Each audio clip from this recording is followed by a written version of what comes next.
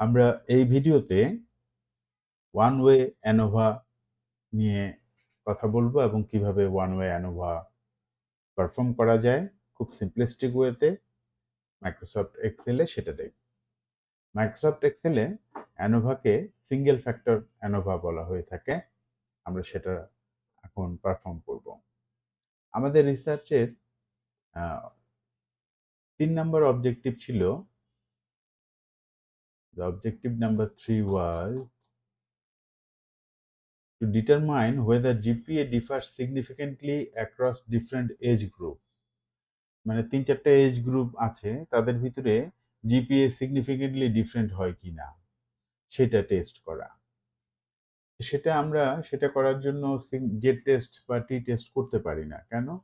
কারণ Z test বা টি test সবসময় করা হয় দুটো মিনের ভিতরে ডিফারেন্স বের করার জন্য। যখন ২ এর বেশি হয় তখনই আমাদেরকে অ্যানোভা করতে হয়। তবে জেড টেস্ট বা টি টেস্টে সাধারণত কোনটা মিন বড় আর কোনটা ছোট সেটা পাওয়া যায়।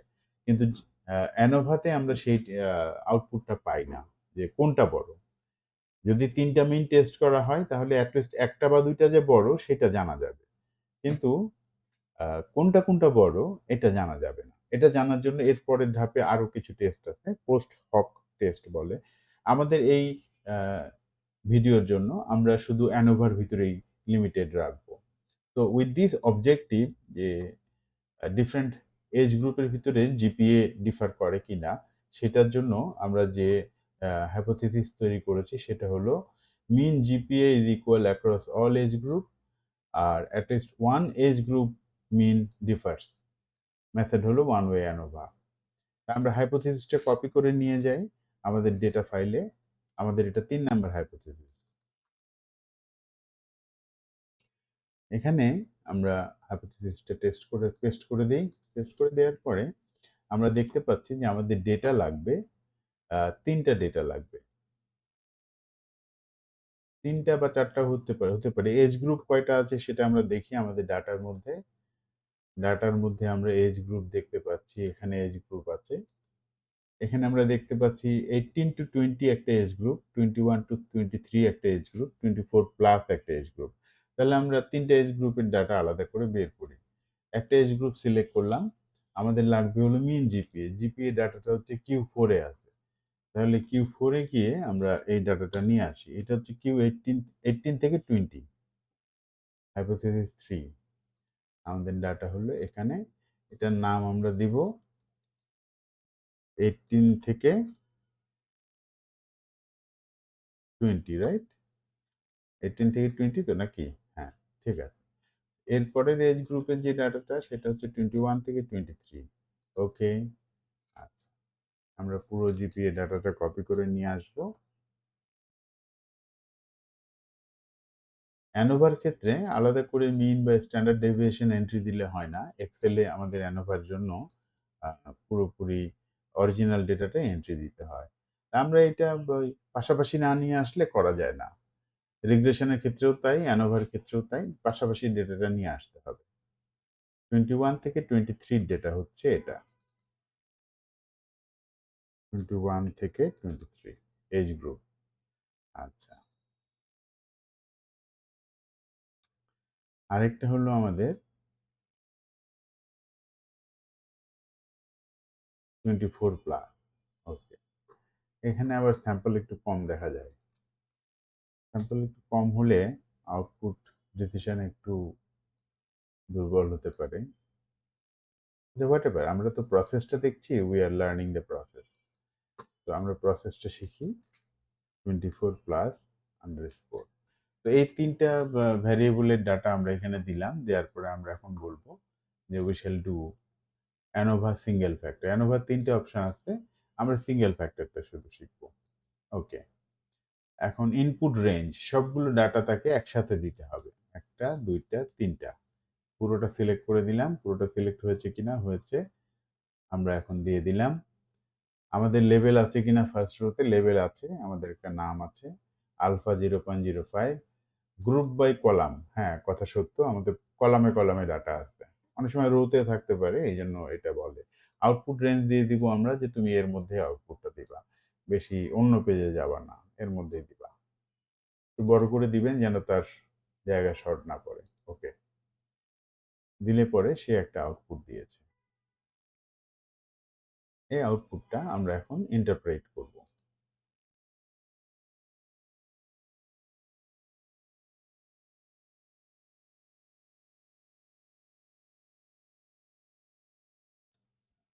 এখানে ডিসিশন রুলগুলো আমরা একটু দেখে আসি। One way ANOVA, one way ANOVA decision rule হলো পি ভ্যালু ইউজ করে ডিসিশন নেওয়া যাবে, আবার এফ এবং এফ ক্রিটিক্যাল কম্পেয়ার করেও ডিসিশন নেওয়া যাবে। আমরা আমাদের আউটপুট দেখি। আমাদের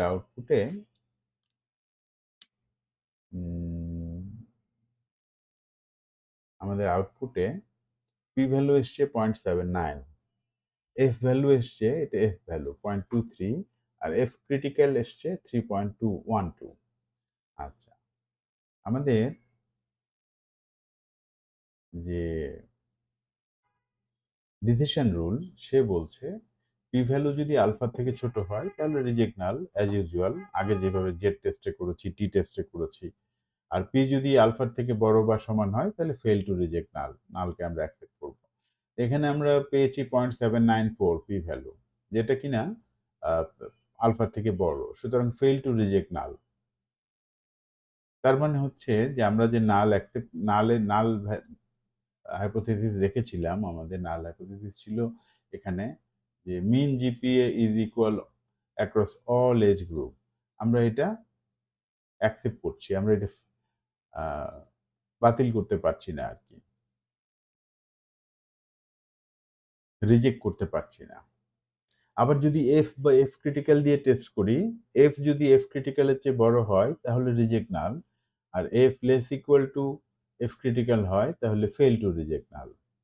আমাদের এখানে এফ ভ্যালু হচ্ছে 0.23, আর এফ ক্রিটিক্যাল হচ্ছে, আমাদের এফ ভ্যালু হচ্ছে 0.23, আর এফ ক্রিটিক্যাল হচ্ছে 3.12। 3.12 ক্ষেত্রে আমরা দেখতে পাচ্ছি যে 0.23 ইজ লেস দেন 3.11 বা 12 হোয়াট এভার। তাহলে এফ ক্রিটিক্যালের থেকে এফ ভ্যালু কম, তাহলে আমরা এই জায়গাটা যাব, ফেল টু রিজেক্ট নাল। দুইটার ক্ষেত্রে একই ডিসিশন পাওয়া যাচ্ছে। ইন রিয়েলিটি এফ টেস্টের যে ভ্যালু আর পি এর যে ভ্যালু, এই দুটো সবসময় এগ্রি করবে, এরা কখনো ডিসএগ্রি করবে না, এরা দুরকম রেজাল্ট দেবে না। একটাতে রিজেক্ট নাল বলবে, আরেকটাতে ফেল টু রিজেক্ট নাল বলবে, এরকম বলবে না, বিকজ দুটো একই রকমের ক্যালকুলেশন থেকে আসে। তো এই কথাটা মনে রাখবেন যে in ANOVA p value and F test value always agree. It does not mean there is an, sorry, যদি কোনো এগ্রিমেন্ট না হয়, যে এখানে বলছে ফেল টু রিজেক্ট আর এখানে বলছে রিজেক্ট, তাহলে আপনি বুঝবেন যে আপনার ক্যালকুলেশনে কোনো একটা এরর হয়েছে। হ্যাঁ, না হলে যদি এরর না থাকে তাহলে এই দুটো এগ্রি করবে। সেই ক্ষেত্রে আমরা এখানে দেখতে পাচ্ছি এফ ক্রিটিক্যাল এবং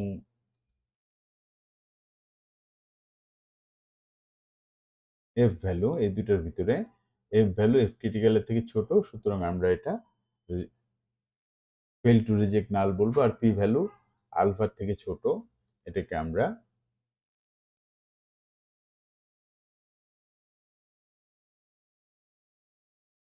ফেল টু রিজেক্ট নাল বলবো। এই S S, M S, DF এগুলোরও কিছু মিনিং আছে। আপনারা আরো ডিটেইল মিনিং এ যদি যেতে চান তাহলে উই ক্যান গেট দেয়ার, আমি আপনাদেরকে একটা লেকচারের লিংক দিব। বাট বিফোর দ্যাট আমরা এখানে আগে ইন্টারপ্রিটেশনটা দেখি। আমাদের ইন্টারপ্রিটেশনটা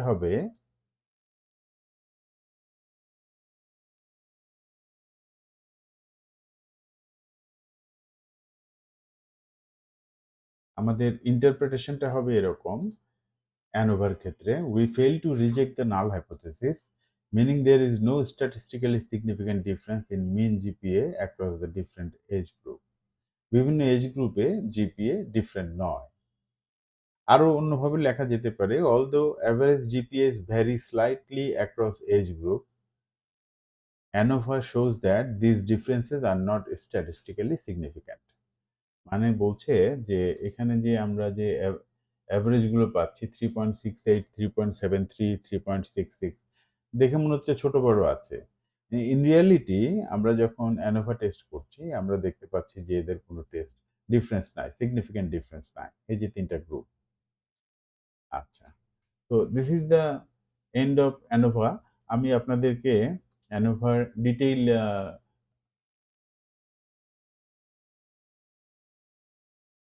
ডিটেইল লেকচারের একটা লিংক দিয়ে দিচ্ছি। You can have a discussion there for these definitions SS, DS, MS এবং এগুলো আমাদের জেনে রাখতে হবে। এগুলো জানলে আমরা আরো ইন ডেপথ পরবর্তী ভার্সনের অ্যানালাইসিস গুলো ব্যবহার করতে পারবো।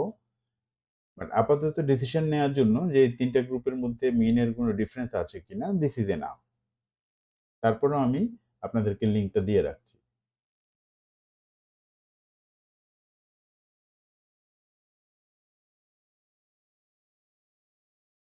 আপনারা ডিটেইল লেকচারটা পাবেন হচ্ছে এখানে। এটা সাইটের কোর্সের যে সাইট আছে সেখানে আছে। এটা অলরেডি আপনারা একটু সার্চ করলেই পেয়ে যাবেন। আচ্ছা। আর ইন্টারপ্রিটেশনটা যদি আমরা লিখতে চাই এখানে লিখে দিতে পারি। We can write the conclusion here. ইন্টারপ্রিটেশনটা হচ্ছে লাইক এরকম।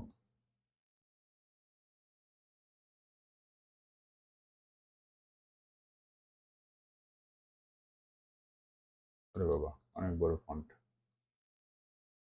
বড় হয়ে গেছে। জায়গা বাদ চলে গেছে। তো এখানে মার্জ করে দেই। দিছি। এবার বলি র‍্যাপ করে দাও।